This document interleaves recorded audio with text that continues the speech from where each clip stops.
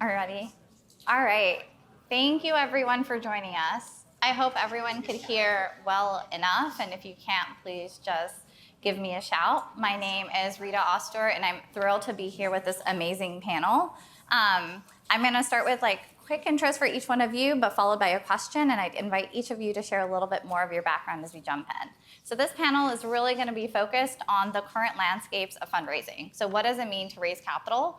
What I'm in particular excited about talking about is what does it mean to raise capital here, and what does it mean to do it today? And each one of you have such a great and important background to add to this perspective. So I hope throughout this conversation it's full of practical and helpful anecdotes for each one of you, but also please do actively think about questions, and we will leave ample time at the end for a Q&A. My name is Rita Ostor. I lead the venture capital business development team at Carta. That means we work with our ecosystem partners as well as our internal products to make sure we build the right things to solve the right problems. I also teach a venture capital funds course at UC Berkeley's law school. And with that, raising capital, fundraising in the current landscape. First, I'll start with Shila Nieves Burney. I hope I did that justice. Shila, founding and managing partner of Zane Venture Fund. You launched Zane Access. With that background, and please share a little bit more about how you got started in investing and what does it mean to be investing here and today? Sure. So I started out in 2018. I started my own company, actually, and then found myself in venture because an entrepreneur wanted me to help him raise capital. I had no idea what that meant.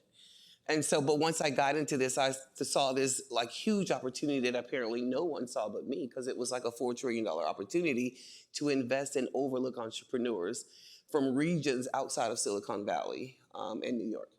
And so I decided, after helping this entrepreneur, let me see how I can solve the problem of access to capital. And so that's how Zane Access actually started before Zane Venture Fund, because I just really wanted to educate entrepreneurs on where to go find capital, what are the resources needed to even access that capital.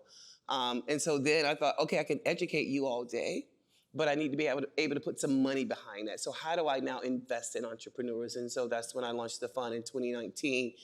And it's hard. I mean, Atlanta, there is a lot of money here. There's a lot of real estate money. There's not a lot of tech money. And so for me, I've had to go outside. I've gotten money here in the city, but I've had to go outside of the city to fundraise. And so it's not, I know entrepreneurs think, okay, Atlanta, the streets are lined with gold. It really isn't. There is a lot of talent here, but there's just a lack of that capital to match that talent.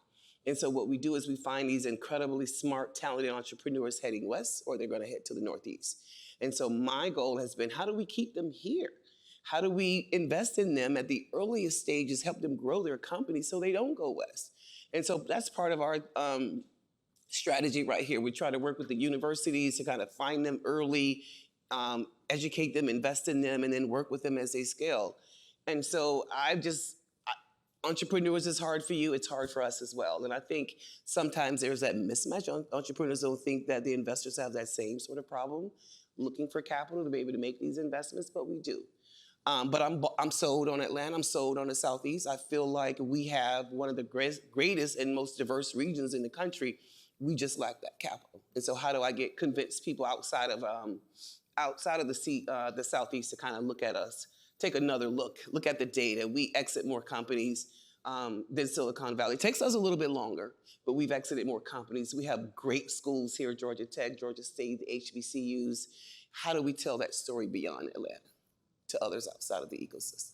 Thank you. So that's part of our strategy of getting capital here. Thank you. Gary Peat, I'll turn to you next. General partner of Valor Ventures. 25 years of experience of investing in the Southeast, 19 of which has been a general partner. Curious if you can share what was investing like over time, and how do you think it may have changed today? First, I'll do the 30-second commercial for Valor, if that's all right with Go you. for it. Valor invests what we call inclusively. Opportunity and potential are widely distributed around the world, all shapes, sizes, colors, preferences, religions, regions, you name it.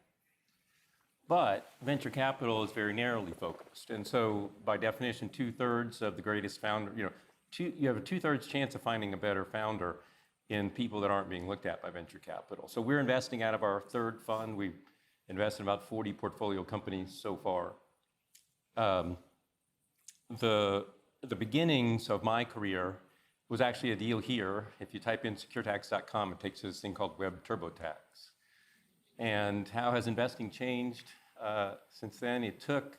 There was one data center in all of Atlanta that you could have a consumer internet application on the internet available with tens of thousands of users on it because there was only one pipe fat enough to do that. So how has it changed now? We access $5 billion data centers for $20 a month to start because people like Amazon changed. And now it's all about the smarts and efficiency and speed of the founder.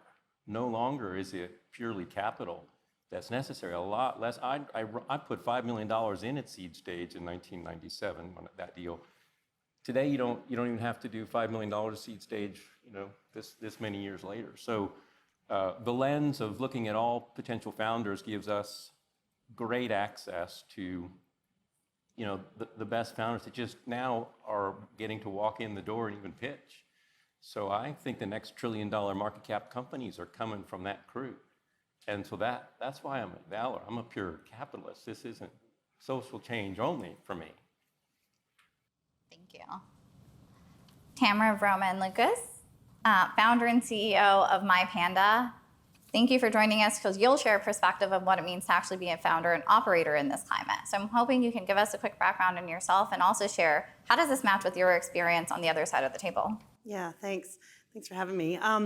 So I'm kind of new to the whole tech founder thing, right? So I have my master's in social work. I taught special ed. I sold fine wine and spirits for years. I can make a mean cocktail.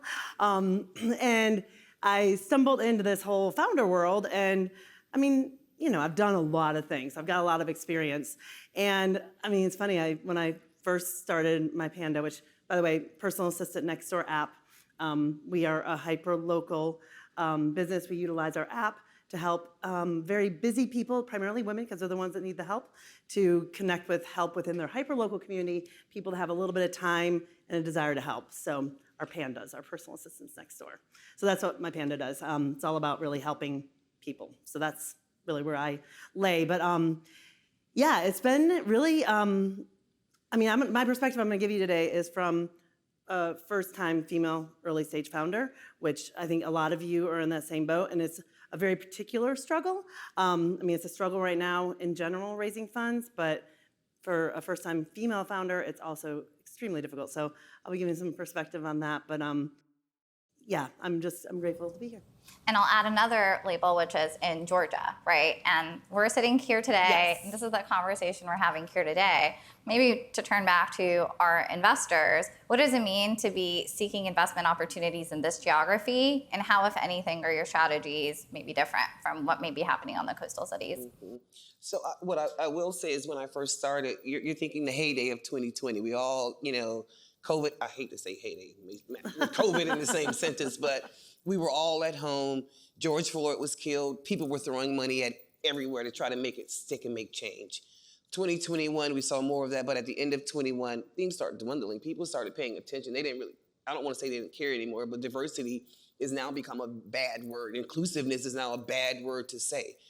And look, that was just a few years ago. Back then, people were just investing in companies, and I'll be honest, we did our own due diligence with every company. But now, when I tell you the diligence that I'm doing and when I'm making a decision, it's taking a much longer time. I'm looking at everything. I'm calling. I want to talk to other investors, right, who are also invested in that. Why are you liking this deal? I'm looking at revenue now. I didn't look at revenue before. We were more post-product.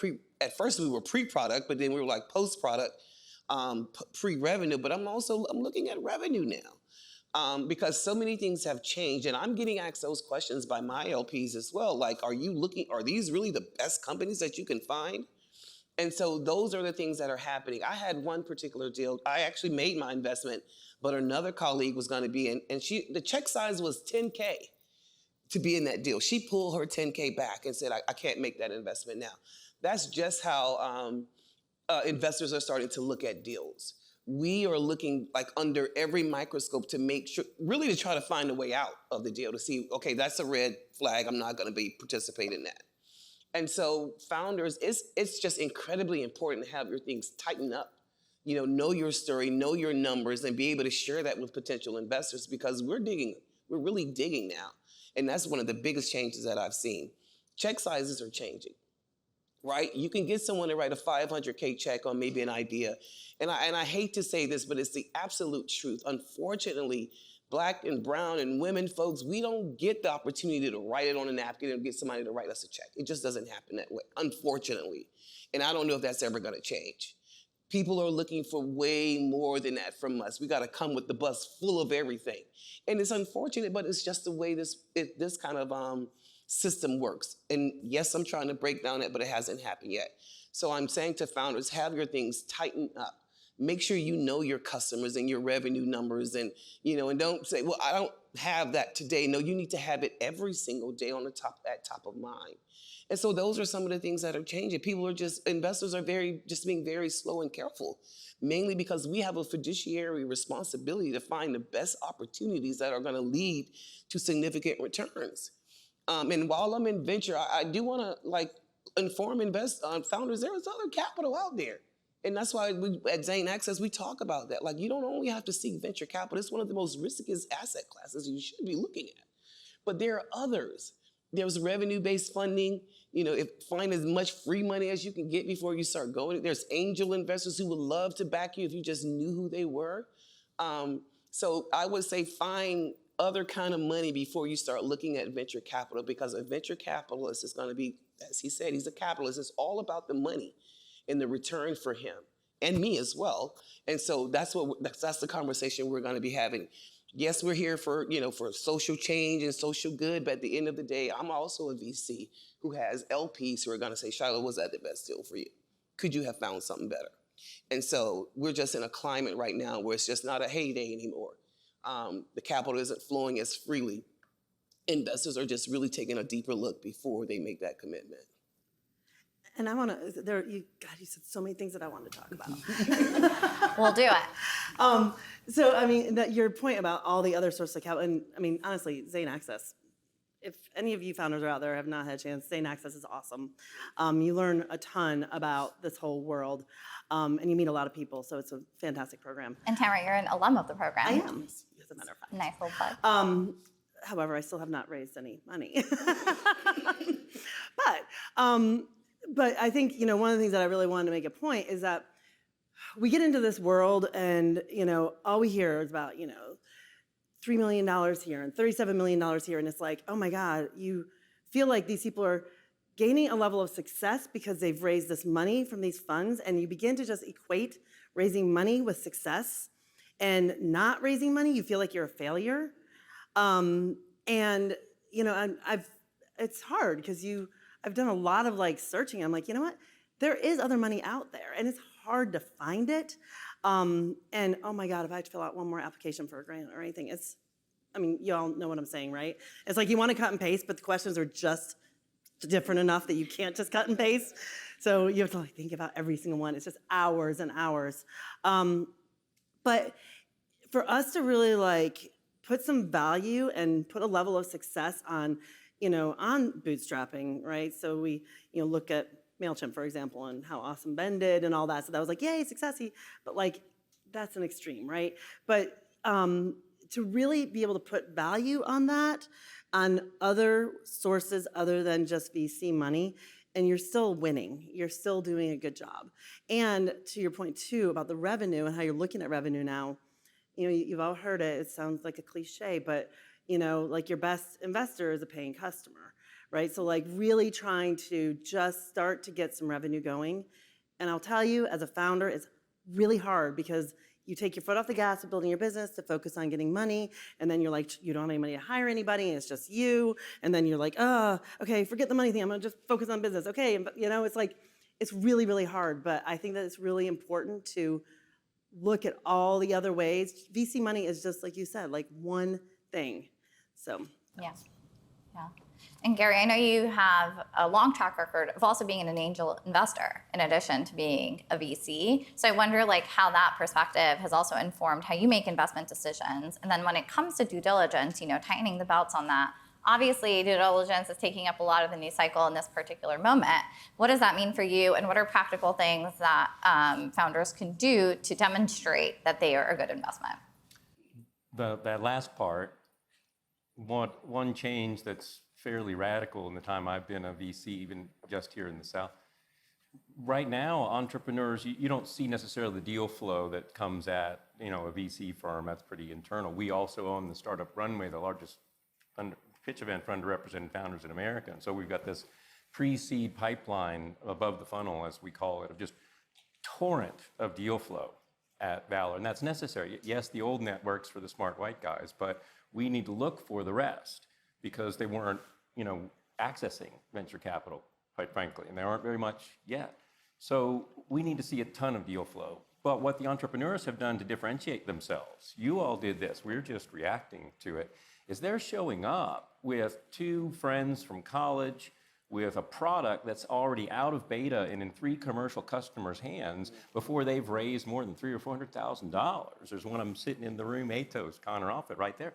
And so you've got, if you have enough deal flow, this is what rises to the top. This becomes the bar for you to get venture capital. Let's say the window's open, the doors are wide open. Any founder type there's still a competition. And in fact, I would argue there's more competition now as we open the lens to more founders, which, you might think that sounds selfish. It's also true.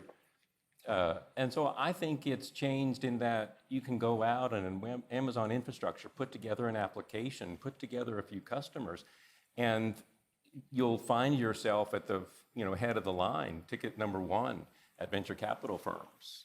And that is, so we get less interested in stories that are not that far along yet because so many people are showing up with that, very capital efficient model.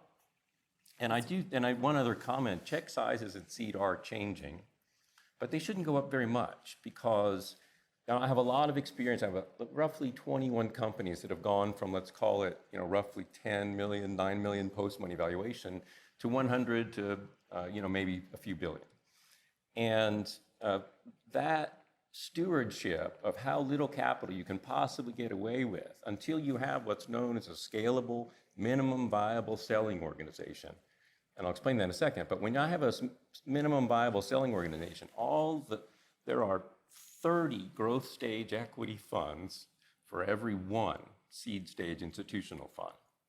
And so my goal is to mark up the financing standing alongside the founder to $25, $50, $100 million valuation, taking a serious Series A. Until you are in position to do that, you really can't grow a company fast enough. Somebody's going to pass you up. But if you give up too much money too early before you've achieved this ability to be a growth stage business, you tossed away the potential and the reward you deserve at the end. And so, what is a minimum viable selling organization? That's just marketing, sales automation, CRM, a manager and salespeople. That's not very much, but when it's founder-led selling, that's not scalable. The CEO can't do that job. The growth investor can't see a working mechanism that if you pour money in, a certain amount of growth comes out. That's a huge transformation in the value of your company. I'm not going to stay on this subject up front, but if that's ready to grow. It's what I want you to have just heard. And, as little capital as you possibly can until you are ready to grow. And then, you can really access capital at good costs, and you can access large quantities because you can afford the dilution at high valuation, and you can turn a 20-year journey into a 5-year journey, which I don't have a lot of 20-year journeys left in my investing career. So, I like the model. And I view the seed stage investor right after we're invested as being as interested and aligned in stewarding the ownership of the founders, just like we're a founder, because they're the ones that make it happen. Make no mistake about it. I have a job because there are entrepreneurs. Yeah, exactly. I was just going to say, when you were talking about a company that had, I don't remember the number of revenue and the customers they had, like that is so exciting to me. I got a deck the other day from a colleague. They've only raised angel capital. They're doing their first venture raise. They already have $3 million in revenue. And they have a slide full of customers. And I'm like, I'm taking a look, right? I want to know more about this particular company. those kind of things where you already have a serious pipeline of, you already have customers, but you also have a serious pipeline of customers. That piqued my interest even more. I really want to know this entrepreneur and see how I can maybe get involved. But those are the kind of things that are perking eyes up a bunch of investors now. We're seeing like there's actual traction. There's actual customers, that people are paying for your product, that sort of stuff. And so those are the kind of things I'm starting to find very attractive as an investor. Whereas before it was like, well, do they fit these other buttons, you know? And not that this person didn't fit our same type of diversity mandate, that sort of stuff. That part won't change. We will still continue to do that. But she had all these other particular things. And I had a conversation, I don't want to point him out in the room, but I had a conversation with someone on a team here in Atlanta. They bootstrapped to $1 million in revenue. And so my eyes perked up, I need to know who you are, like we need to talk. And so those are the kind of things that are driving these fundraising decisions or investment decisions today. Versus back in the day, it was kind of like we were sharing deals with each other. Oh, I like them, so you're going to invest them. I'll invest them with you. No, we're all taking a different sort of look in this environment. And when it comes to this environment, how are you advising founders when it comes to fundraising? I guess to start, what would you say to founders who are actively looking to fundraise at this moment? As I said earlier, it's about having having a data room, period, of all these documents that an investor is going to require, right? So we're going to diligence that, and having it already ready for us is like one easiest thing to kind of help us get to a decision. But if we got to keep emailing back for a certain document, or where is this and where is that, and that's part of what we've started to teach at Zane Access. Like, here are the things that they're going to be looking for. Go in with, in my opinion, again, talking about like you have customers, right? You have paying customers with your product. You may have some revenue. Some investors are not looking for revenue. They'll do pre-revenue companies, and some will do pre-product. But for most of us, we are looking for something to make us say yes to. We're always going to dig for something to find out no, but give me something to say yes to that looks like you're on at least a road to getting, to revenue positive, something that shows me that, right? I will tell you, I stopped making deals. I just said I can't right now because my companies were starting to scale, our portfolios were starting to scale, and we had to reserve that capital. We had capital reserved for them. So I had to go back and put money back in those companies rather than make new investments. And so for my companies that are now fundraising, I'm trying to even help those portfolio companies, making sure they have certain things in order for when they go out. I am taking a really, I don't know what kind of role, but a role to help them fundraise. Like who needs, when I put out our newsletter and someone comes back to me, a big bank says, hey, I want to talk to one of your portfolio companies, I'm like making that introduction right away. And so I've been finding myself lately making intros for my portfolio companies and focusing on them and making sure they do well versus making new investments. Mm-hmm. And Gary, anything to add in terms of founders raising today? But also I'd like to shift to, what about founders who are not necessarily raising today, who are saying put? What is the advice you give them in terms of what it looks like? Well, founders raising today, my sole focus is seed stage in the Census South, so D.C. to Austin, Texas, and below. And we're post-product, post-revenue, although sometimes I can learn about a whole market from 2 customers, and sometimes I can talk to 20, and they all bought for a different reason. It's a different value prop in their eyes, and there's no way to scale this company despite having 20 customers. So we don't need a specific formula. In fact, we have 2 portfolio companies where they had one contract that hadn't actually been finished in the statement of work to turn into a software license yet. But when that software license was turned on, it was already a 6-figure annual recurring revenue run rate business. So we see ourselves as very early, but if you're raising money and you're a seed stage investor today, find a way to do more with less. The rewards of building the business to a state that it's now a growth equity investment is the point at which it's valuable enough to raise enough money to really fulfill your dream in the first place. And so, just get by with less. We've had no portfolio companies really that have had to say, well, we're going to get by spending less and let a bunch of people go. We're too small. We haven't overhired at seed stage yet. So my advice to you would be that now is the time where just the people that persevere the most win. And when you think about what does a VC invest in, we've talked about post-product revenue. Let me just tell you what a VC invests in when they've done it now for 20 years and they've just made so many mistakes that there's some mistakes you just no longer make. You really need to look at who the founding team is. And in that founding team, who's the person who's the CEO?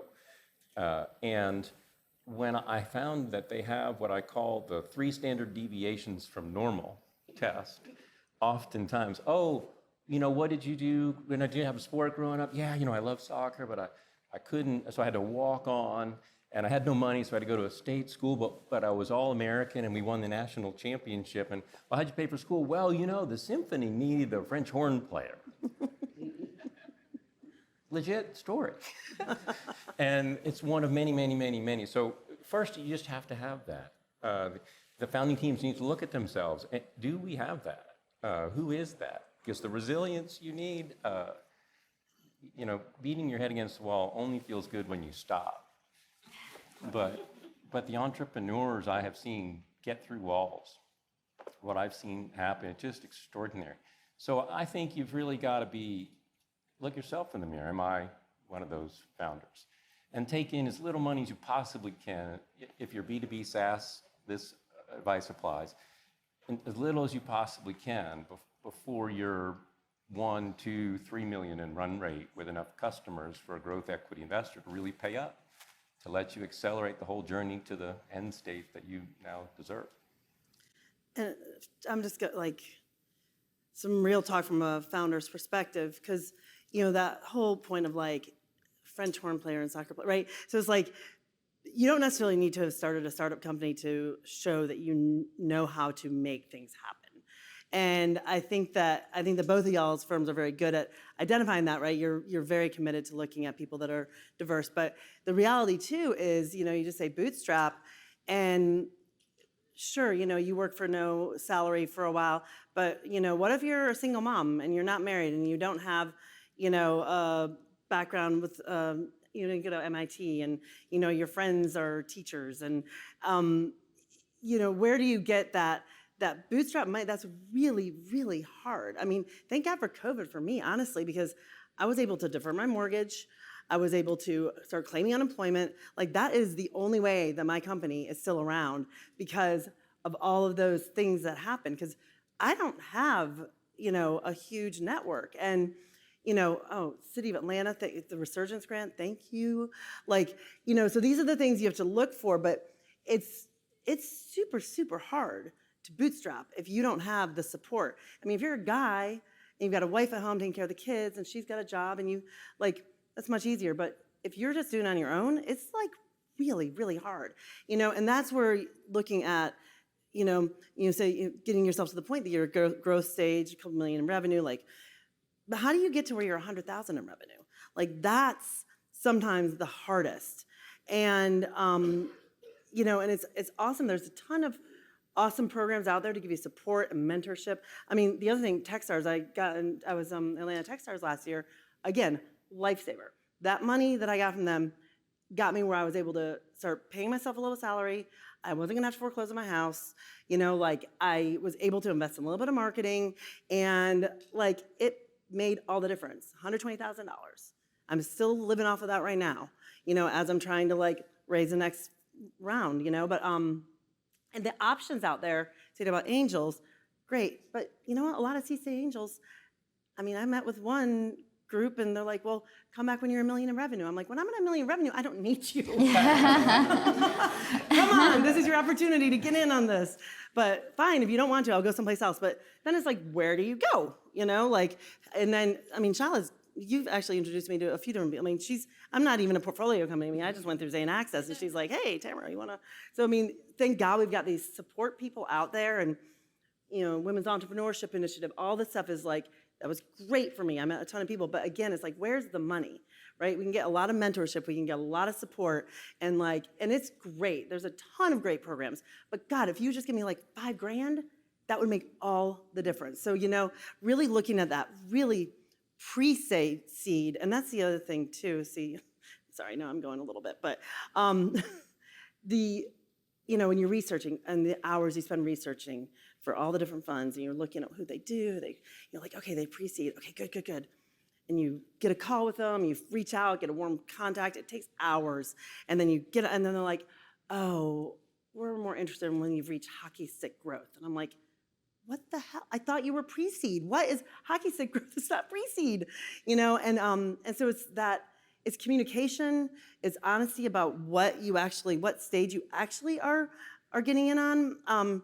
Because also for, women, people of color, like we spend more time meeting with people in order to raise the money that the guy in the bar on the napkin raises $2 million from his friends, right? So our time is really, really valuable. I don't have very much time, and I'm trying to build a company and raise 2 kids and do all this. And if I'm spending hours chasing after people that have no interest in investing in me, just don't waste my time. Communication is so important.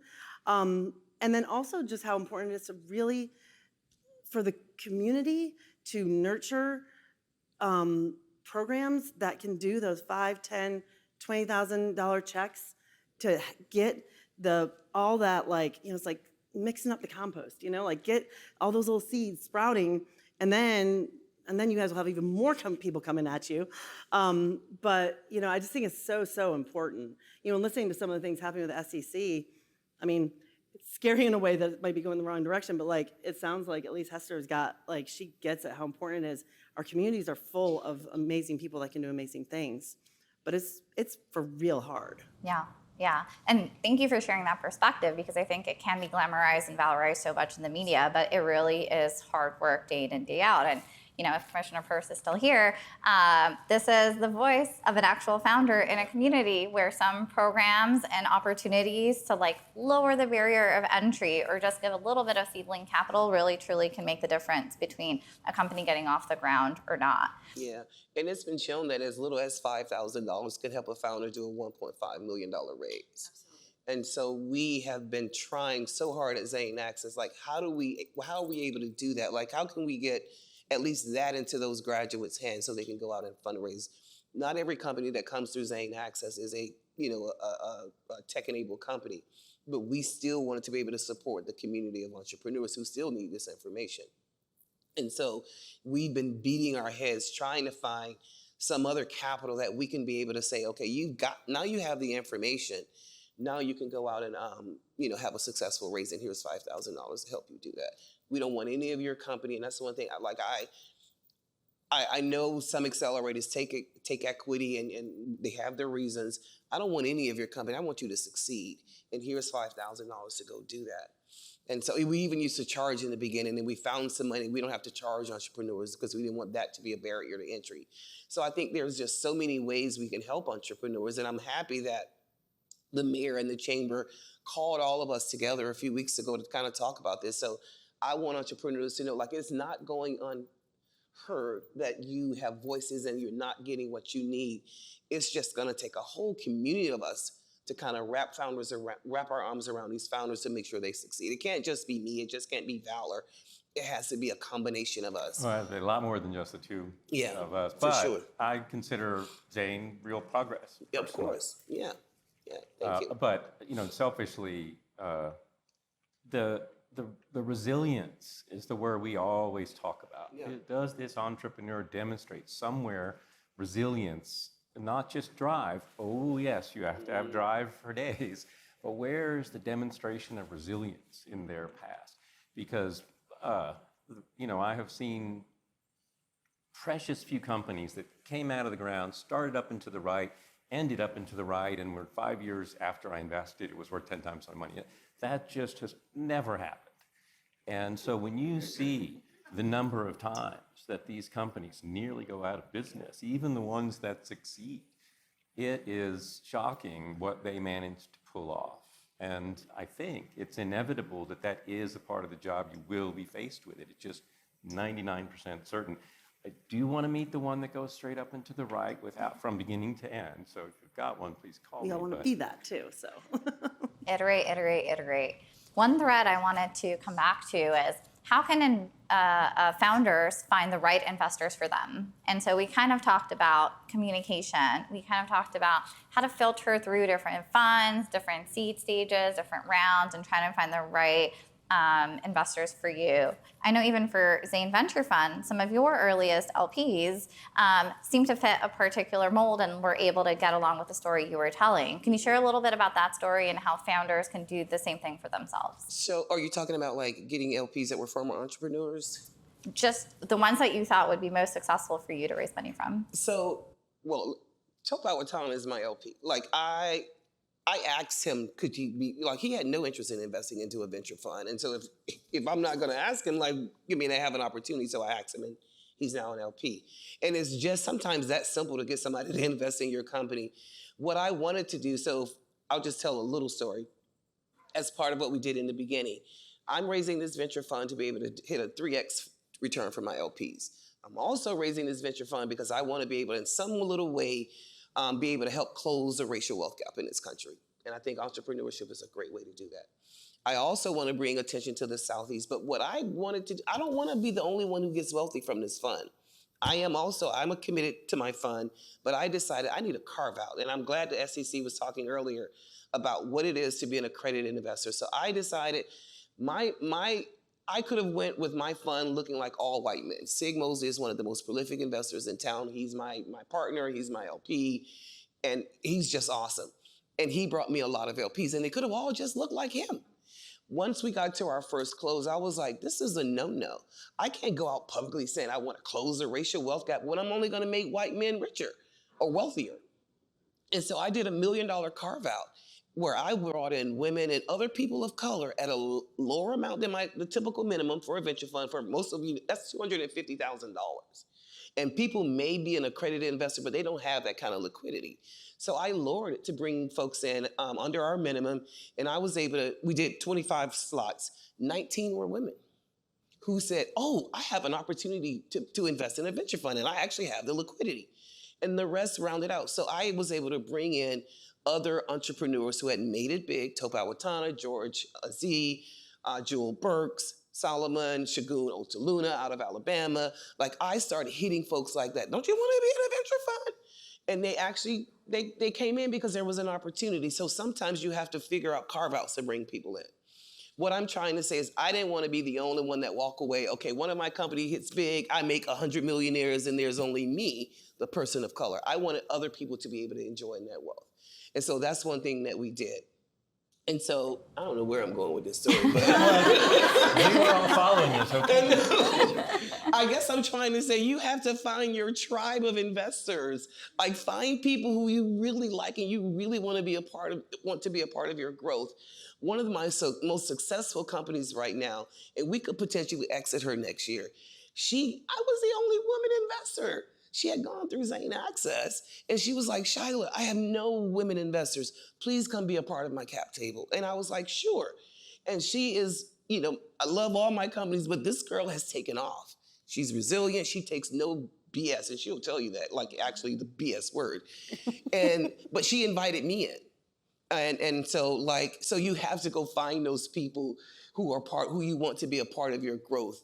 And you can see them when you get your exit, and you're going to be giving them a $10 million check. You don't mind giving that because they came and supported you very early on. So I just suggest find your tribe of investors. I have to find my tribe of LPs. I would say that I have there's two different places where I can talk about that. One is if you're trying to raise seed money, I'm going to remind you there's 30 growth equity funds for every one seed fund. So good luck with that. But when it comes to picking your next investor, a Series A investor, I've got a portfolio company that on a $1.75 million Series C, the only money they ever raised that was dilutive capital at all. They're millions of dollars in ARR, and the way we're going to match is I've given them connections to and first meetings with partner level firms that do Series A and can write the whole check all by themselves, don't need another firm. And I've gotten them in a span of 25, 30 days, an entire crew of people chasing after the deal. That I consider just something that's well earned and well deserved. when it happens. But so that's very, very different than the pre-seed seed. I think it's amazing how many not-for-profits do dilution-free grants, whether it's Zane or Startup Runway at Valor. There's an amazing amount of capital going out that just didn't exist 20 years ago at all. And it's, billions if you go nationally that those incubators are dropping dilution-free. And so that I think is the only sure route to capital. Nothing's easy. But the seed stage investor is the more difficult one because lining up 15 partners at seed stage firms how do you know what your company's worth? Well, if one investor tells you what they think it's worth in the private market, you have no idea what your company's worth. You just know what they think it's worth. If you have 2 or 3 people issue a term sheet, you don't need 5 or 4, but 2 or 3, all of a sudden, if it's 3, that's your ideal. Because you can say to them, hey, we have multiple term sheets. Our next step is we're going to down select and drop someone from the process. So please give us your best and final. And you drop one of the 3. That's the best negotiating leverage you can really hope for. And the work it takes to get there, gosh, you have to really build something. And you have to, my last advice for the entrepreneur is learn how to tell a story that is compelling and personal. And when you cut through the emotion, you see a fortune. But make it mixed with both, because you better be passionate about it and better be convincing about that, or you're just not going to raise money. Before you go, you said something that I just want to make sure that founders know. When you're taking money from someone, make sure they can help you with your next round. I need to know Series A investors and beyond. I can't just know seed investors or pre-seed. So I've made it my bet to know, yes, they're mainly on the West Coast, investors. So when my founders are ready to raise their Series A, okay, here's someone who's interested, or here's someone that you could potentially talk to. I've already made the relationship, so it's an easier sell. So I guess I'm saying is some folks will write you a check and walk away. We don't ever need to talk again. If you want that kind of investor, they're out there. But I would say find people who are going to be with you along the way.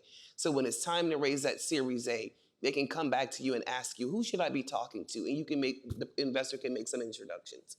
I think that's incredibly important. Yeah.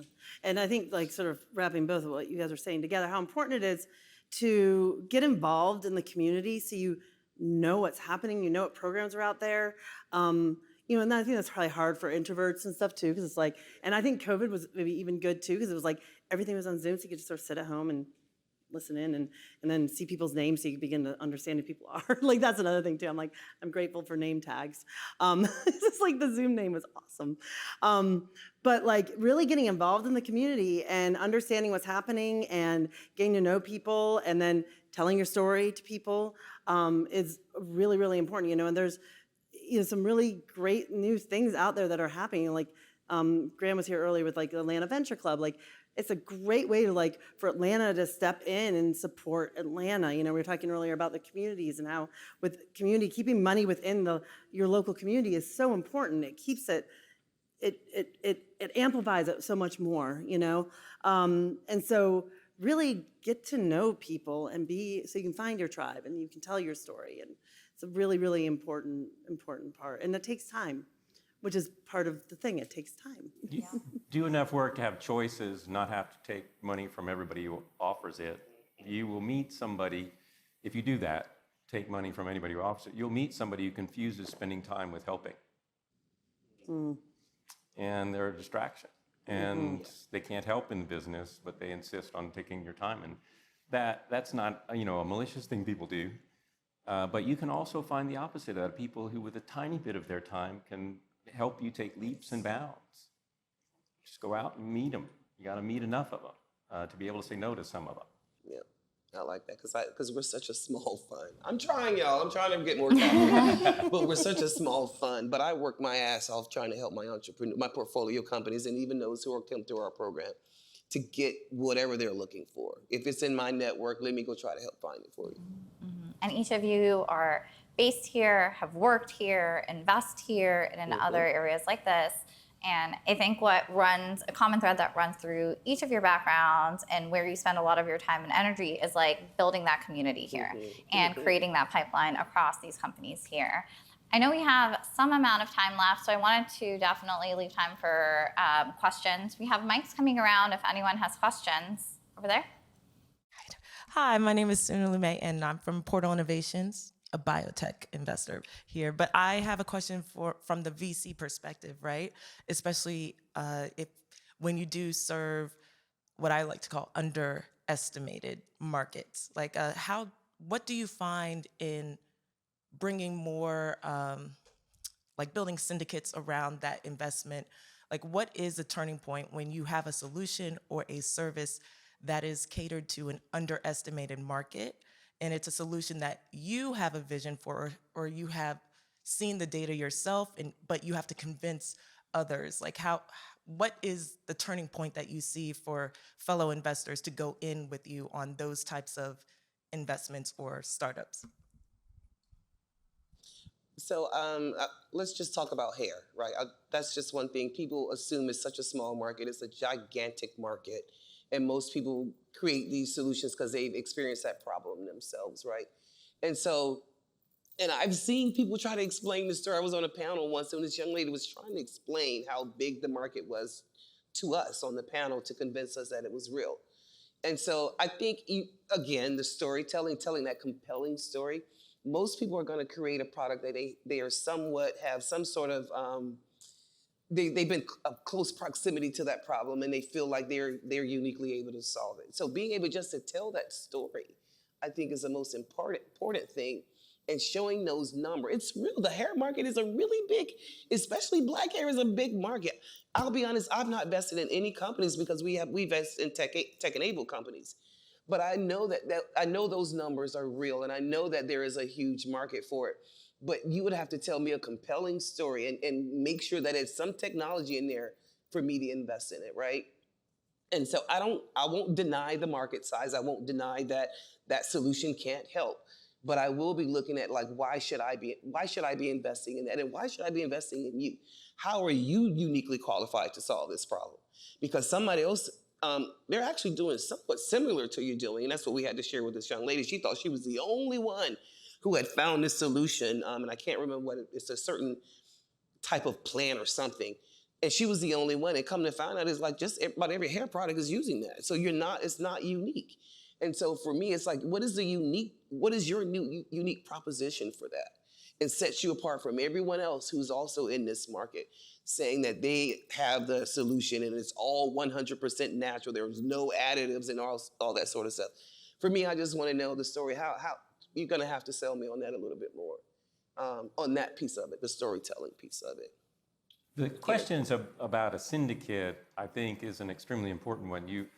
The only thing you know is the successful ones that you invest in will raise more capital, and they might need to be protected from future investors for a little while because it hasn't gone perfectly up and to the right. And so, you really would like to have a syndicate. We have a portfolio company that I'll talk about for just a second. I don't want to take too much time, where the lady, a lawyer, and we still like her even though she's a lawyer, but she's reformed. She's a very successful CEO. And the business that she appeared to be in was the turnkey payment processing and ERP for food trucks. And food trucks are a couple $1 billion a year business that's 80% people of color are the entrepreneur. And like another 10% are women that are white. So you've got this really strange industry, and you can look at that market size and say, well, if we had every single food truck for every hour of every day they operate, we would be $150 million annual recurring revenue software company. We'd be a $100 million payment processing company combined in one. And you know what? That's small to a VC. And what the entrepreneurs did in their vision was say, well, look, there are people that run corporate campuses food service, people like Aramark that have 2,000 schools and 2,000 corporate cafeterias that they run, and habitually they're parking food trucks sold out. And so she's a booking agency now in between these. This is a catering purchase where we're a marketplace, and so we have what's known as a take rate. We don't take as much as Uber does. But you can see now, oh, the market's a little bit bigger than I thought. Oh, well, wait a minute, where a food truck parks, sometimes they have to be paid to show up, to subsidize. Sometimes they have to pay a lot of money to park there. Well, we're a marketplace for where it parks. And so, you can look at something and say, well, my simple analysis was, it doesn't work. But if you find a niche and that niche can build a 9-figure annual recurring revenue software license stream, you can probably go ahead and make a fortune. But if there's 20 competitors chasing that same thing, well, at this point, they're double-digit million recurring revenue, still growing at triple digits. And so I think it's too late for anybody else. And the Series A investors will be respectful of its value now. But that syndicate at first, there's 2 VCs in that deal. Artemis down in Houston, Texas, led by a woman, and Valor here led by a woman as well. And so I think that's not a surprise that lens didn't overlook that. But we wanted to have a strong syndicate to support it because we could see the vision was a lot more than just food trucks. And she's quite a force of nature, that reformed lawyer that runs Good Fund. Good morning, everyone. My name is Brianna Marshall. So I have 2 questions. So the first question, is there a fine line in investing into the founder and investing into the business? And then the second question is, we talked about giving back to the ecosystem and businesses that went through Zane Access and doing really, really well, but has it been a conversation where those businesses can help write grants to small businesses like Tamara that needs that extra $2,000 to be pushed forward to and end up raising that $1.5 million? So fine line between the founder and the business. I'm backing the founder, right? The business, it's going to change. You'll iterate over time. It may be something else by the time we're due, but I'm actually backing someone who I think can see it through. And so I don't know if there's a fine line or not, but I'm backing the founder. I want a slight twist to that. So when there's not a business to invest in and you invest, that's angel investing. You're investing in a person. But you're picking a founder when you're a pro doing this, Series Seed or Series A. You're investing in not just the founding team, but the founding person who's leading that founding team. And at seed stage investors, your goal is to find the next Larry and Sergey, the next Mark Zuckerberg, and founder controls companies stay, founder controlled, and you go to board meetings and clip coupons. But, really it's about, is there that person at seed stage still? But at angel, where there's no business, that's really angel investing, and that's all investing in a person. It's almost a statement that you can't find one person in this world that believes in you enough to just invest some money in you, then why in the world should the rest of us professional investors be interested?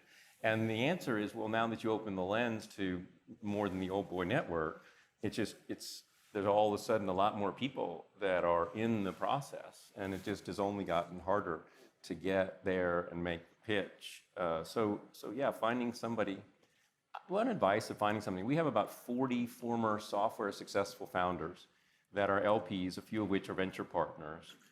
That party that's traveled that entire journey and realized that dream beyond anything they could possibly have imagined, even though they set out to do it.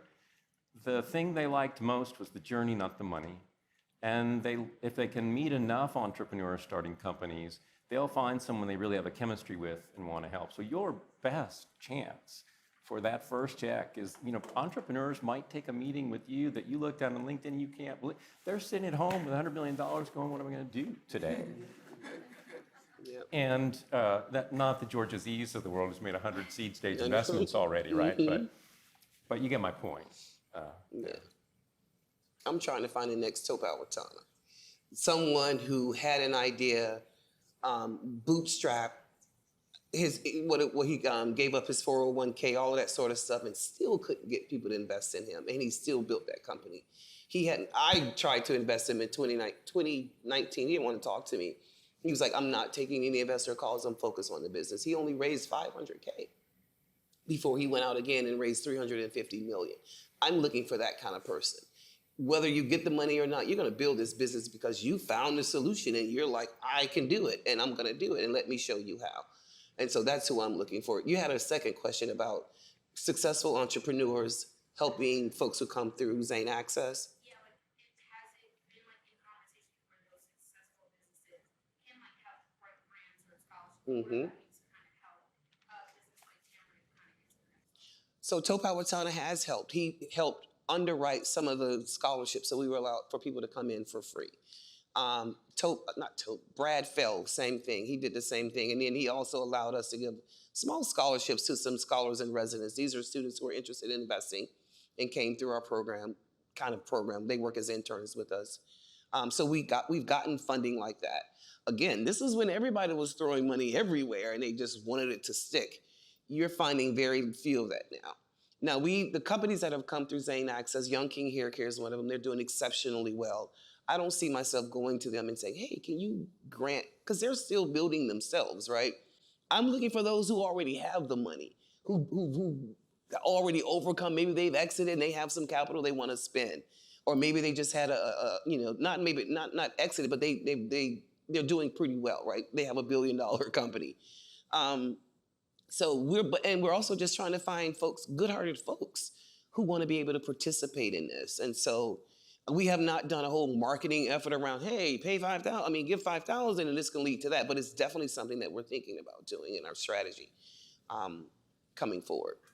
Well, real quick, like I'm gonna comment. I'm just thinking about like what Holly's doing at VaxaFactor, right? So VaxaFactor sort of stepped in after Launchpad 2X, after the pandemic went away, but to help support women founders. And one of the things she's looking to create is an opportunity for people that are members of VaxaFactor, which are entrepreneurs and owners, to you go through and you benefit from the program, and then it's kind of just an understanding that you're going to put a few $1,000s back in, maybe whatever, and then it's like scholarships or grants, and I'm not sure exactly how she's going to structure it, but an opportunity to do those little $2,000, $3,000, $5,000 things for those really early stage companies. So people are getting creative, which is really, really promising, and it's exciting. But again, I only know about this stuff too because I'm out and about and I'm talking to people. So it's like, I think that these things are sort of happening a little bit. And so, and again, like I mentioned, that I'm doing this from this early stage founder, right? And Gary, you've got experience from the, much farther along. So it is a whole continuum. Like everyone needs to be supported all along the way. Mm-hmm. And I think it's one of the reasons why we're here and like bringing everyone together, right? It's how do we contribute to ecosystems, and how do we make sure that people are in the room to get the information and opportunity to actually build the next, generation changing company. I think like all of us are here aligned in order to like support that mission. We have places like Atlanta Tech Village, we have places like Atlanta Tech Park, kind of all supporting around this idea of bringing the right people in the rooms together to make sure that these kinds of conversations happen. But if you have a list of folks you think I should reach out to, let me know. I'm happy to call them. Ditto. Do we have any other questions? Hello, I'm Olayinka Cradle of OIS, and I work with founders who are trying to raise capital as well to close the racial wealth gap. And I heard a few comments about resilience, and I had a question specifically. As you know, in the industry, women of color has gone down. Investments in women of color went down last year, and 0.001% of Black women raise capital, right? So when you talk about, and this is to VCs in general, when you talk about resilience, right? What is, I guess my question, I'm not convinced that VCs understand what resilience means for a woman of color. So if you have a woman of color, come on, y'all can clap that up. So if you have a woman of color or a woman who comes to your table or you have a meeting with you, they're post-product, post-revenue, they've made it with the meeting with you, they have the numbers, even if they're not in 1 million revenue or even 500K in revenue, the resilience that has, I would even call them survivors if they've gotten that far, to have gotten that far. So my question is, when you have these list of criterias, when you're taking these meetings with founders who've made it to your table, what are the different criteria? Like, how are you making those meetings and expectations equitable so that they do have a chance to raise capital? Because we know the numbers, we hear about it all the time. We know that it's not working, right? The VC investment strategies are not working for people of color. So I want to hear, and this is for anyone in the room who maybe are working on similar solutions, how are your criteria and expectations changed or more equitable to provide more access for Black women founders or women of color founders? My answer is obviously going to be similar but different than Zane, so we should both answer. At Startup Runway, we have thousands and thousands. You have to be an underrepresented founder. That's women and people of color and alternative lifestyle. So the thousands and thousands of people applying for grants that really, weren't really accessing the system before. If you look at the 40 portfolio companies that we have, we're 28 times more likely to back a person of color as a founder. We're 22 times more likely to back a woman. I'm just talking about compared to the industry, 2022 overall, roughly 2% went into women founders, roughly 5 or 6% went into something other than non-white male founders. And so, we are a drop in the bucket, though. So you could say, well, it looks like you can. We also, by the way, invest inclusively, right? So we've got a good old-fashioned old boy to old white guys as entrepreneurs. There's 33% of the people in the world are that. So we're, inclusive in that regard, but our results speak for themselves on where our capital has gone. But we only did it because, in my estimation, I've been investing in this majority-minority city for 25 years. In my estimation, we didn't used to call them underrepresented founders here in Atlanta, we called them founders. And we didn't care what color they were. And my best returns came from a person of color and a female. And so, that just happened to be, I didn't start in VC 40 years ago in Silicon Valley. So I was ecstatic to be in the business at all. So I think there's real evidence that there's great founders out there that we just hadn't been letting them pitch. And yes, does it take more resilience? I used to say, hey, I actually think you have to be better than your white male peers. And so sometimes I would just meet entrepreneurs that were better, that weren't white male. And, so that opened my mind, maybe more so obviously than the industry. But I think these two firms are not excluding anyone from who they would consider as a great founder. But I think we're doing what is known as an equitable distribution of access to venture capital. The 2 funds in a row going on the 3rd at Valor. And, again, that's a drop in the bucket compared to the nation. And speaking of the drop in the bucket, I want to make sure I was clear that I'm talking from the systems level. So you're a drop in the bucket. How can you influence the industry? Is also what I'm trying to get at as well. Because I know you all are making change. So I want to make sure The way I think can influence the industry is we're going to make better returns than people who don't do this. So, Black, Latina, from the South, Latina, so I'm a woman. That's all me, right? And to get here is nothing short of like a miracle because, again, we're talking about a system that won't even allow us from on this side of the table, much less on your side of the table. So here's how I feel like I created this just for that reason, right?